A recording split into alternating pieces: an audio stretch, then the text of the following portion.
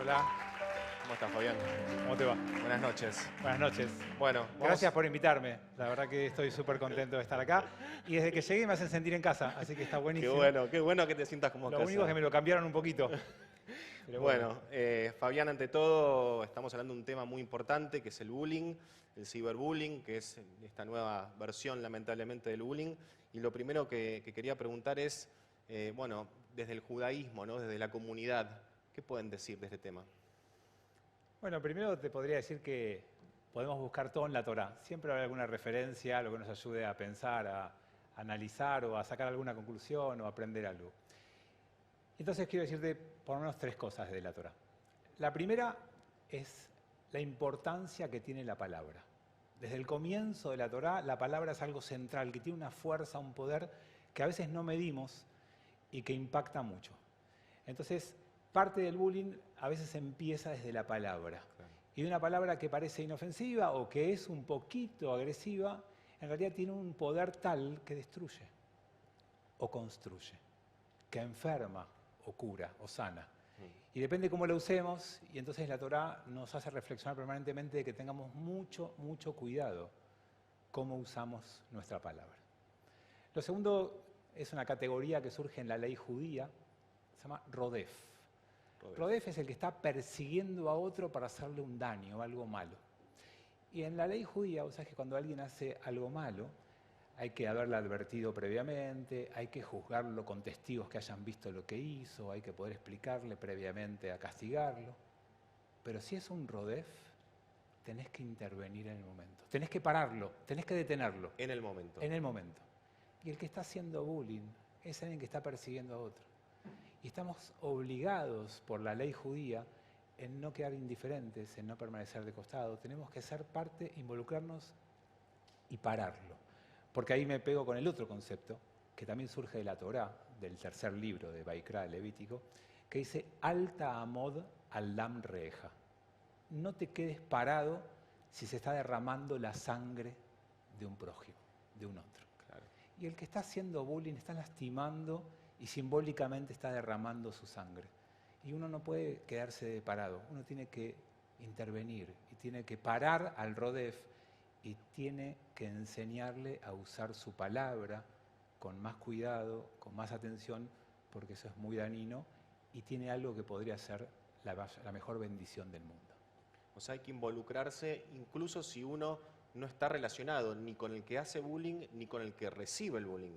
Siempre. El no te metas, que a veces acá en la Argentina en una época fue bastante expandido, en la Torá no existe. No podés. No podés ser nunca espectador, no podés mirar. Tenés que involucrarte y ser parte. Y desde la comunidad, desde el judaísmo, esto es lo que, digamos, se puede aconsejarle a la gente, ¿no? Que si es, digamos, testigo de una situación de bullying, que no tenga miedo en involucrarse. Sí, yo usaría una palabra un poco más fuerte que aconsejar, porque creo que está en juego algo tan central que uno tiene que impulsar, tiene que enseñar, tiene que demostrar lo importante que es tu involucramiento. Es más que un consejo. Claro. ¿Y cómo se involucra uno? Porque no debe ser fácil tampoco la situación, ¿no? De estar viviendo que una persona está sufriendo con un bullying, con un ciberbullying, y que uno diga, ¿y ahora yo qué hago? ¿Cómo me meto para que la otra persona tampoco me tome a mí de punto, ¿no? Sí, vos sabés que, bueno, yo escuchaba los testimonios y demás, y trataba de acordarme de mi época del colegio, y lo que más recordé fue eso. Mi recuerdo es que yo nunca hice bullying y que tampoco me hicieron, y que lo que intentaba hacer siempre era estar en un lugar en donde no me tomen de punto y tampoco ser nunca el que impulsa a otros a dañar a un tercero.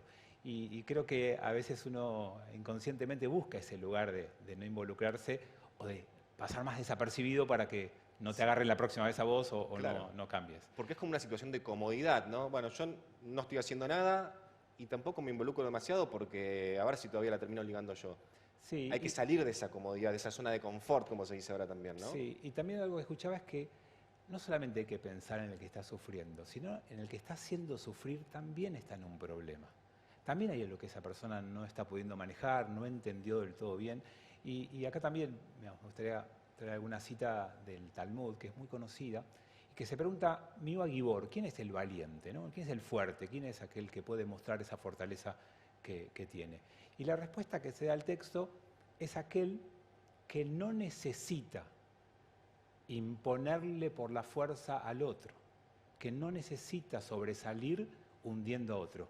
Es aquel que usa su fuerza para dominar su propio instinto al mal.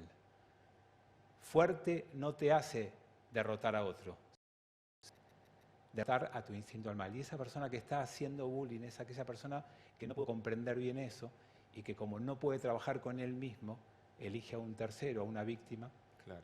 para posicionarse él de algún lado. Claro, por eso yo también me preguntaba, ¿no? Si las personas que hacen bullying saben siempre, son conscientes siempre de que están haciendo bullying y que le están haciendo un daño a otra persona, ¿no? Porque puede pasar, debe haber casos, ¿no? De gente que a lo mejor lo hace, le surge hacer las acciones que dañan a otra persona y que quizás no se esté dando cuenta de lo que hace. Sí, pero hace un ratito lo contestaron brillantemente, porque en realidad no es un acto casual. Se tiene que dar en el tiempo, es algo que se sostiene con el tiempo. Entonces, quizás empezó siendo algo inocente, algo que no tomó conciencia, pero en algún momento se tiene que dar cuenta. En algún momento le dijeron o se dio cuenta que está haciendo sufrir al otro. Y si no se da cuenta, también está en un problema. Y el ámbito de la fe, de la religión, ¿eso puede colaborar también a llegar a un mejor ambiente entre las personas y a los que habitualmente hacen del bullying o que son crueles con otra persona? Solamente si venís a Lampert, del resto de los lugares no son... No. Vos sabés que la religión o las tradiciones religiosas pueden ser muy buenas, pero también a veces pueden ser muy dañinas. Depende cómo la gente lo viva. Porque lo que está en el fondo de todo esto es a veces el uso de la violencia. Y a veces hubo tradiciones religiosas que hicieron uso y abuso de la violencia. ¿Incluso dentro de la misma comunidad? Incluso dentro de las mismas comunidades. Hay relaciones muy verticales donde quien ejerce el rol de líder religioso o alguien de su entorno somete y toma como víctimas a personas más indefensas, más pequeñas, y ese lugar a veces también hizo abuso.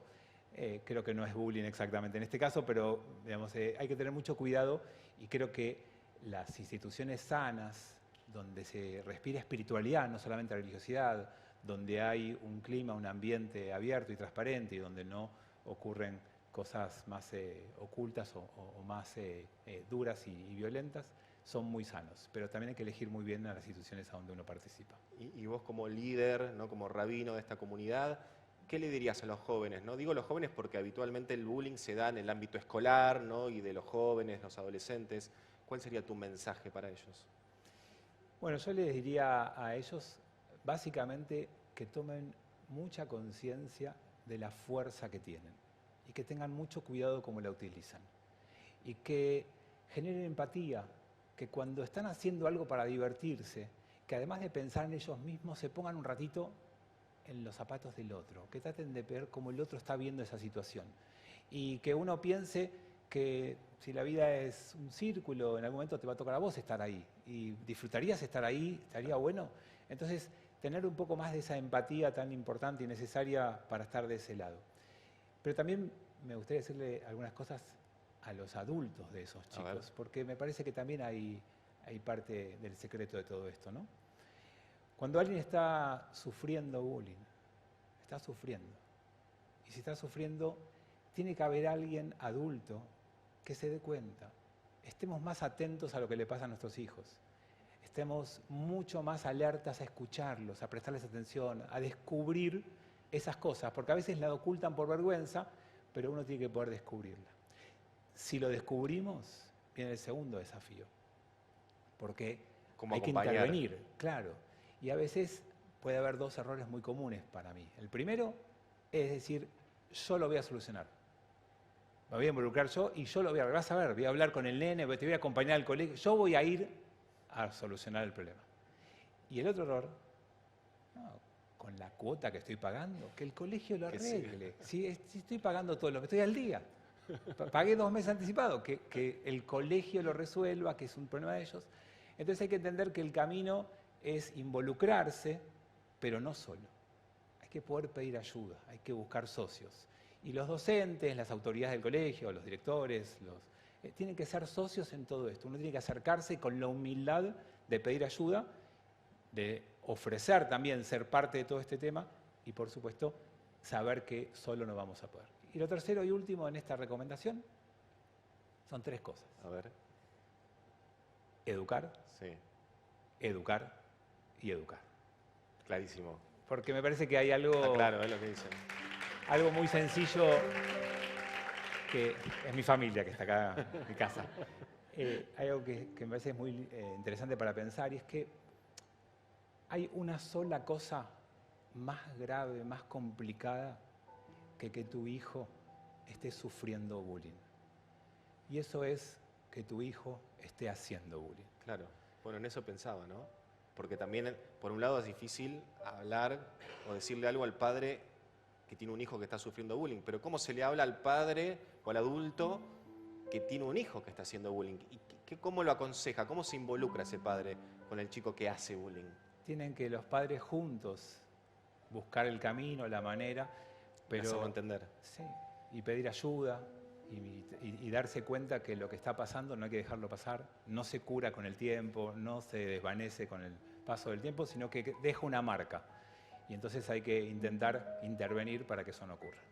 Fabián, es muy interesante todo. La verdad que pido un fuerte aplauso para el rabino Fabián Skornik.